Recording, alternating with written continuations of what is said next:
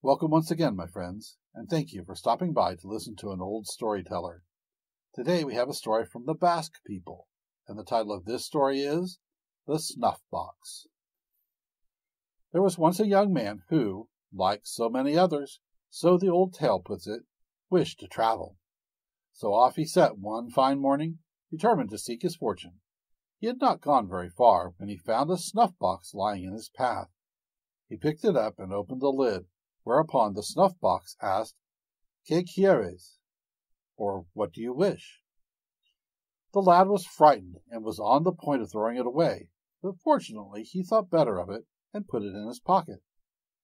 He walked on for some time, but his thoughts kept on returning to the strange box, and he wondered what would happen if he answered the question. It would be easy enough to say what he wished for. At last he took the box out of his pocket again. It was made of dark wood and curiously carved with what looked like letters and signs. But the carving was so worn down with age that he could make little of it. In the end he plucked up courage enough to open the box. Immediately it again spoke. "Que quieres?" it said, just as before. "I should like a hatful of gold," replied the youth, promptly, and instantly his wish was fulfilled. He was overjoyed, for he realized that he would now never want for anything. He journeyed happily on, and after passing through many great forests, he came to a fine castle built of stone, with many windows and many turrets. He was so taken with this great castle that he walked round and round it, staring at it all the time. Now this castle belonged to the king of that country, and he happened to be standing at one of his windows looking out to see whether the skies promised a good day for hunting. And he saw the young man walking round his castle and staring at it. He opened the window and called out to him. "What are you staring at, young man?" he said. "I'm staring at your castle," said the young man jauntily. "I suppose you'd like to have one like it," said the king. The lad did not answer, but he smiled to himself, thinking what a surprise he would be able to give the mocking king.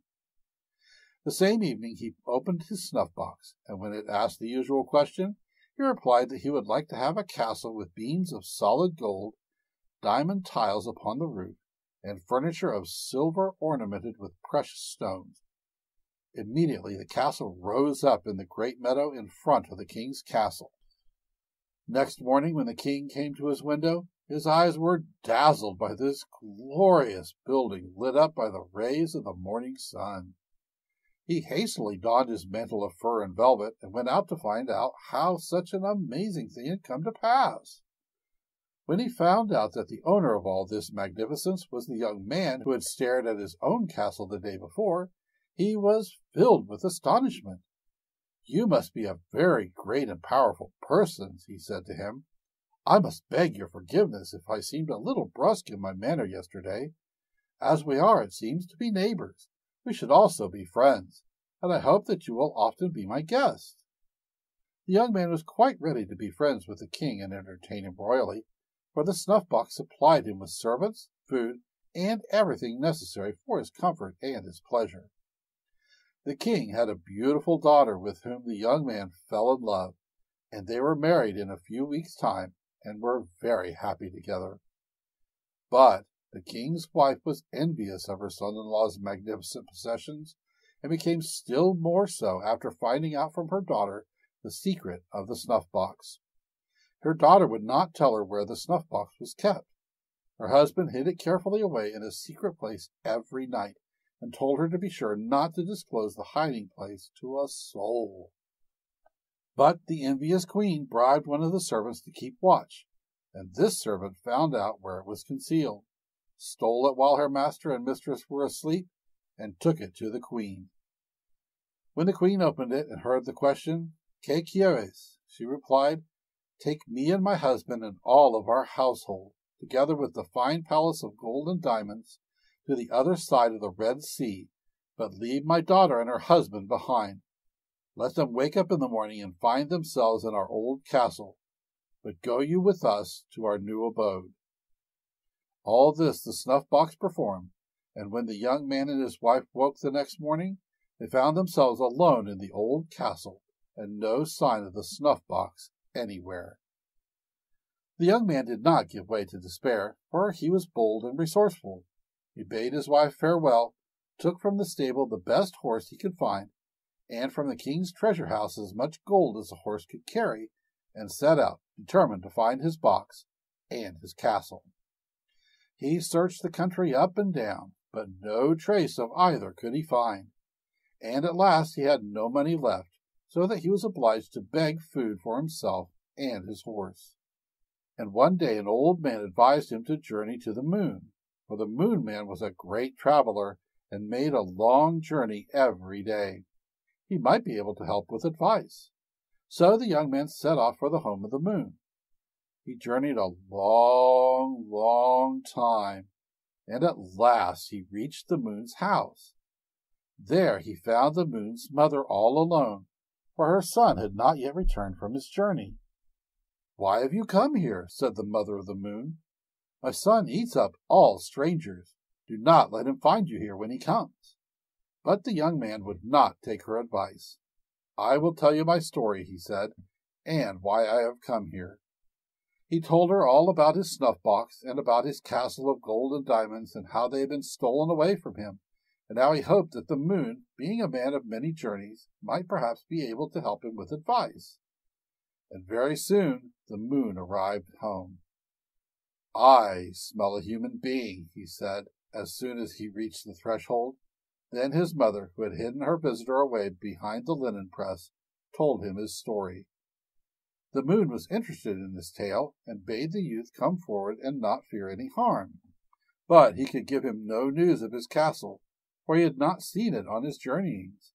"But if I were you, I should go to the sun's home," he said. "He makes greater journeys than I do, and he may have seen your castle." So the young man set out on his travels again, well provided with food for himself and provender for his horse. He journeyed for many days, and at last he reached the home of the sun. The sun was not at home, but his mother received the young man and asked him what he wanted. "Do not tarry here," she said. "My son is a very fierce person. He eats up whatever comes in his way. I advise you to be gone before he comes home." But the young man would not go. "I am so wretched," he said, "that I do not much care whether I live or die."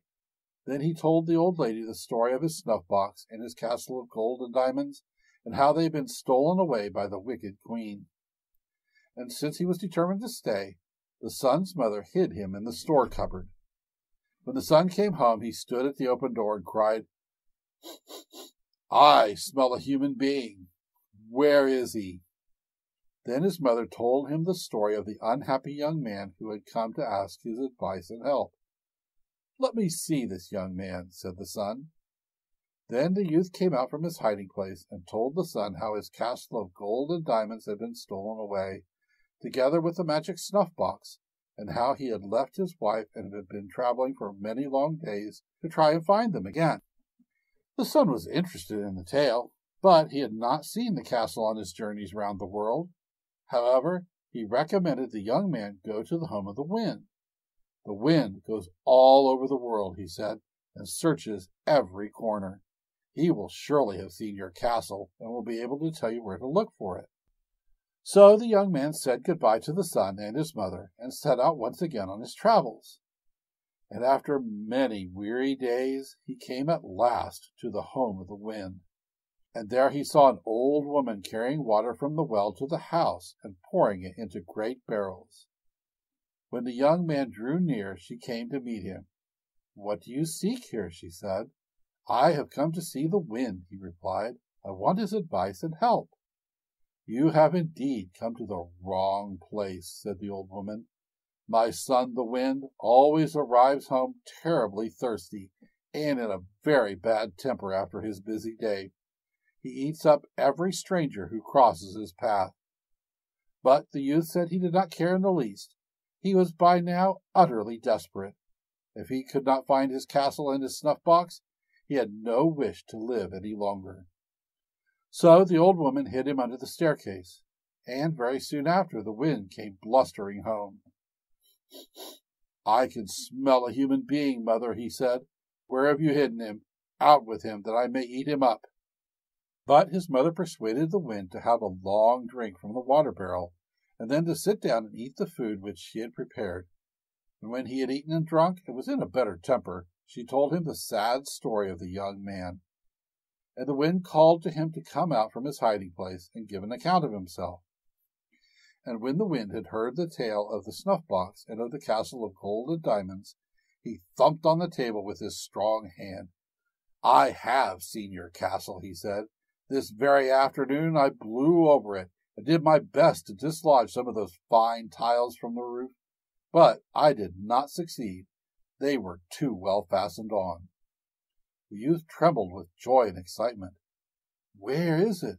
Where is it?" he cried. "Far, far away," replied the wind, "on the borders of the Red Sea."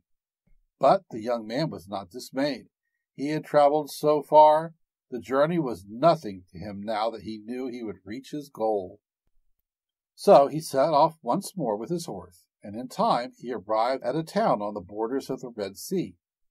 And there he asked if anyone needed a gardener, for he thought that if he could get some work to do, it would keep him while he inquired about his castle.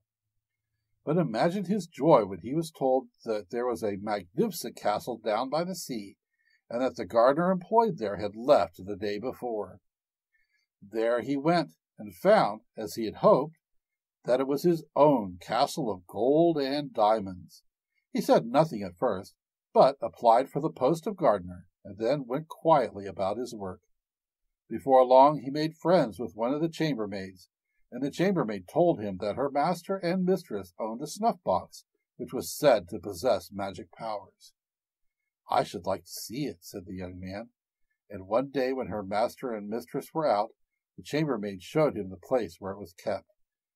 He seized it eagerly and opened the lid. "Que quieres?" it said. "Oh, my dear, que quieres? My darling, que quieres? Take me and my beautiful castle back to my wife, and let the king and the queen and all these people be drowned in the Red Sea." And so it all happened, and the young man lived happily ever after with his wife, for they had everything they desired. But though the chronicler of this tale does not mention the matter, I can't help hoping that the chambermaid was saved, for it really would have been too bad, wouldn't it, if she had been drowned in the Red Sea with the rest. Thank you once again for listening to this story. If you enjoyed this story, please press that like button. Also, please help an old storyteller out by subscribing to my channel.